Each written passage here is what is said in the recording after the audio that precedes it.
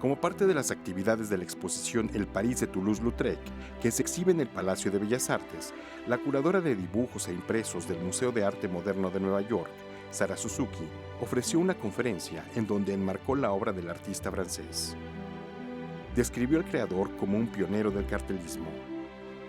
The way in which Lautrec kind of absorbs the instruction he gets is really fascinating, and it's one of the things I'll talk about today, which is the fact that he really lived this kind of dual life. Because for one, he was absorbing instruction from his aristocratic family. His mother was very proper and wanted him to behave in the correct way. And then when he came to Paris, he had a whole other set of influences. Certainly his most important teacher, Fernand Cormont, who encouraged him to go out at night and sketch Paris's nightlife, was a major influence.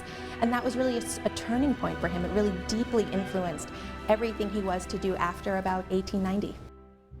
De igual modo, hizo referencia a una doble visión de un testigo plástico de la ciudad luz del siglo XIX.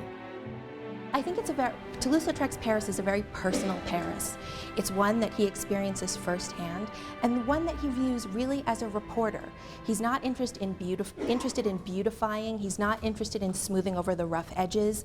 He's really interested in conveying exactly what he's seeing, and in fact, one of his dear friends, who was a performer that was also a muse for him, said to him once, "Toulouse, you make me so monstrously ugly. Can you please just be a little nicer in your depiction of me?" And he said, "Ma chère, I don't detail you, I totalize you."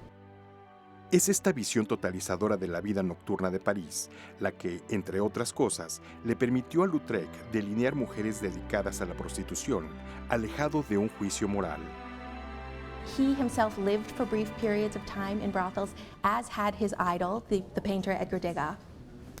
But you'll see in Lautrec's depiction that the scenes that he develops are really not salacious or titillating. They are in fact quite intimate scenes of someone kind of caught in the everyday actions, whether it's kind of taking a bath or pinning up their hair. So in a funny way, there is a sensuality to those images, but it's an intimacy. It's not designed to kind of shock or Lautrec, a decir del especialista, estuvo también muy consciente de la presencia de sus imágenes a través de carteles que ligan imagen y lenguaje. One of the things that's quite interesting about Lautrec's posters is you tend to be able to see them in the world before the text is added and after the text is added. So you see kind of how the image stands on its own and how it exists also with the text. There's often a very strong interplay, and it's something that he clearly has thought about very deeply. La exposición del París de Toulouse-Lautrec estará abierta en el Palacio de Bellas Artes hasta el 27 de noviembre de 2016. Noticias 22, Víctor Gaspar.